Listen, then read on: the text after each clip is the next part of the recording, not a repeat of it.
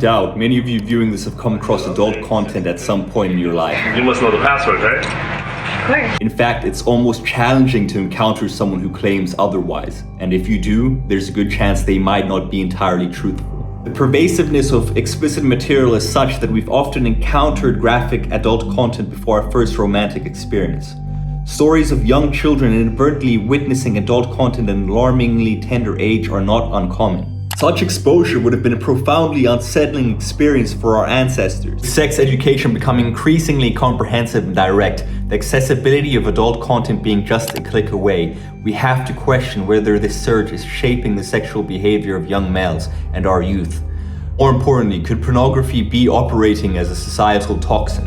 The year 2007 is worth mentioning here, as it symbolizes the advent of popular adult content platforms such as Pornhub and Xvideos. Concurrently, YouTube was also cementing its place in our lives. It was a pivotal era as explicit content and entertainment became accessible and free on these emerging platforms. This digital revolution paved the way for an era of instant gratification with profound social implications. For this, accessing adult content was more complicated, involving renting DVDs, buying magazines, or catalog orders. The harm caused to our society by this was significantly less as consumption was lower and less frequent. Today, however, consumers crave high-definition explicit content, often in the form of compilations and watching multiple videos as opposed to fantasizing about a single picture, available free of charge, leading to intense emotional reactions and societal desensitization. This gratification from watching adult content can trick our brains into considering this as a significant accomplishment. Our brains are hardwired to reward us with feelings of happiness and satisfaction when we succeed at a task. In ancient times, this reward system activated when our ancestors made a successful hunt. In the modern world, we feel the satisfaction when we score well on an exam or earn a promotion at work. However, post-2007, our brains had to adapt to the dopamine surges provided by the consumption of explicit content and digital entertainment, and things have only gotten worse with the surge of social media platforms like Instagram, TikTok, Twitter, and YouTube, where a never-ending drip feed of dopamine awaits at the click of a button or tap of a finger. A consistent flood of dopamine in our brains builds a tolerance to it, leading our brains to develop receptors to handle the excess. If these receptors aren't adequately stimulated, they can lead to dissatisfaction, meaning normal pleasurable activities can no longer satisfy our heightened neurological requirements. As a result, we become more dependent on activities that provide instant gratification. Take this analogy. Imagine being a lean person who consumes a regular burger from McDonald's and feels satiated.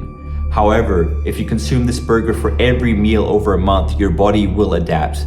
As your brain develops more dopamine receptors, your stomach capacity increases, leading to weight gain. Eventually, a single burger won't suffice, and you might need 2 or 3 to feel satisfied. Explicit content conditions us to expect large rewards for minimal effort, offering a dopamine surge that outstrips any other activity. For many, this can inhibit the desire to establish meaningful relationships. In a broader context, this constant dopamine stimulation could be contributing to the recent rise in substance abuse, depression, anxiety, and obesity. Recently, research has shown that the consumption of explicit content correlates with physical changes in the brain. This was discussed in the Fight the New Drugs docuseries Brain Heart World. The series analogized the effect of pornography on the brain to the famous case of Phineas Gage, a man who experienced personality alterations following a severe brain injury.